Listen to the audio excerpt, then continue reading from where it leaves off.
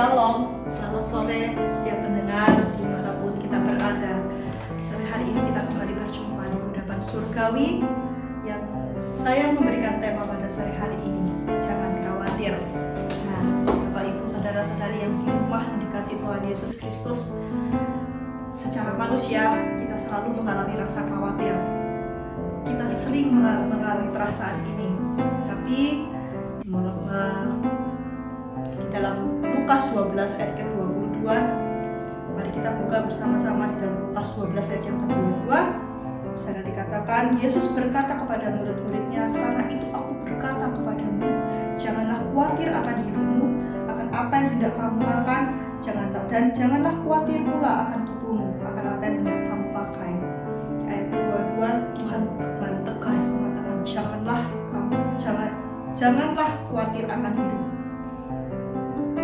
Mengapa Tuhan sampai berkata seperti ini? Janganlah kamu khawatir akan hidup. Karena Tuhan tahu sebagai manusia kita terbatas.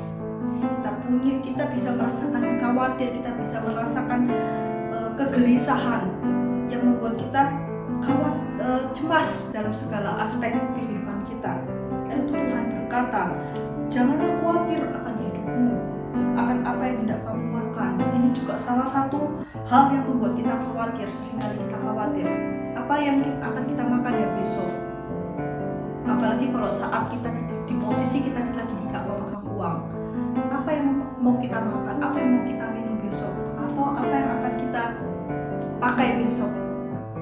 Tapi Tuhan berfirman, janganlah kamu khawatir akan hidupmu, akan apa yang hendak kamu makan, dan janganlah khawatir pula akan tubuhmu.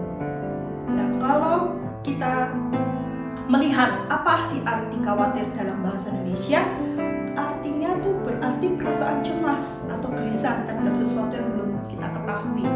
Nah, di ayat yang kedua itu juga sudah dikatakan, janganlah kamu khawatir akan hidupmu, akan apa yang hendak kamu makan. Artinya apa yang kamu akan hendak makan besok. Kita tidak perlu khawatir besok kita akan makan apa, atau besok kita akan minum apa yang belum kita lihat, yang belum kita ketahui. Karena Tuhan menjamin, karena Tuhan yang memelihara kehidupan kita. Nah, di ayat yang berikutnya, di ayat yang ke-23, sebab hidup itu lebih penting daripada makanan, dan tubuh itu lebih penting daripada pakaian.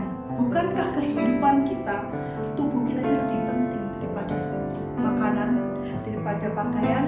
Di sini Tuhan mau menjelaskan, Tuhan mau memberitahu kepada kita, kehidupan kita ini lebih penting. Karena ketika Tuhan memberikan kita kehidupan, artinya Tuhan akan mencukupkan segala sesuatunya. Kita ingat ya peristiwa ketika pertama Tuhan menciptakan Adam dan Hawa. Sebelum Tuhan menciptakan Adam dan Hawa, Tuhan menyediakan segala sesuatu kebutuhan Adam dan Hawa. Tuhan menyediakan terlebih dahulu, dan Tuhan baru menciptakan Adam dan Hawa. Artinya Tuhan pasti sudah menyiapkan setiap kebutuhan kita, keperluan kita. Jadi karena itu firman Tuhan berkata, janganlah khawatir. Mengapa kita perlu khawatir? Karena Tuhan, padahal Tuhan sudah menyediakan apa yang kita perlukan. Di ayat berikutnya, di ayat yang ke-24, perhatikanlah burung-burung gagak yang tidak menabur dan tidak menuai. Pernahkah Bapak Ibu saudara-saudari berpikir, atau kita sama-sama berpikir, bagaimana dengan burung-burung di udara, bagaimana dengan binatang-binatang di luar yang tidak ada tuan dan tidak ada yang memberi makan, tapi mereka bisa hidup, bahkan mereka bisa berkembang biak karena Tuhan memelihara kehidupan kita. Apalagi kita anak-anak Tuhan yang sangat dikasihi Tuhan, Tuhan pasti akan memelihara kehidupan kita. Tuhan yang menyiapkan setiap kebutuhan keperluan kita, Tuhan yang menjamin kebutuhan kita. Karena itu beberapa kali diulang, jangan khawatir.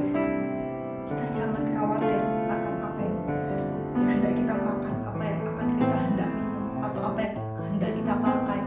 Karena kita harus percaya Tuhan jauh memelihara kehidupan kita. Karena kita adalah anak-anak Tuhan yang sangat dikasihi Tuhan. Yaitu Tuhan memelihara kehidupan kita.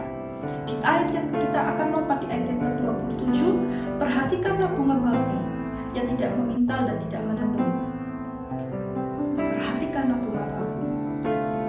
Bahkan bunga sekalipun Tuhan bisa pelihara, apalagi kehidupan kita. Tuhan memelihara kehidupan kita. Karena itu kita jangan khawatir. akan kita makan, apa yang akan kita hadapi esok hari, karena Tuhanlah yang memelihara kehidupan kita. Lalu pertanyaannya, bagaimana jika perasaan khawatir itu muncul? Bagaimana perasaan cemas atau gelisah itu muncul? Apa yang harus kita lakukan? Apa yang harus kita perbuat ketika perasaan yang khawatir itu muncul dalam hati kita, di dalam pikiran kita, membuat kita berpikiran tentang hari esok yang belum kita ketahui. Di ayat yang ke-31, masih di dalam Lukas 12 ayat yang ke-31 dikatakan, tetapi carilah kerajaan-Mu, maka semuanya itu akan ditambahkan juga kepadamu. Nah, ketika kita mulai mengalami rasa khawatir, kita mulai merasa cemas atau gelisah, mari kita mulai datang kepada Tuhan, sumber segala pertolongan kita. Mari kita mau datang kepada Tuhan, seperti yang dikatakan di dalam ayat yang ke-31, tetapi carilah kerajaan-Nya, maka semuanya itu akan ditambahkan kepadamu. Kita mau datang kepada Tuhan, kita mau berseru kepada Tuhan. Di dalam Matius 6 ayat ke-33 juga dikatakan, tetapi carilah dahulu kerajaan Allah dan kebenarannya, maka semuanya itu akan ditambahkannya kepadamu.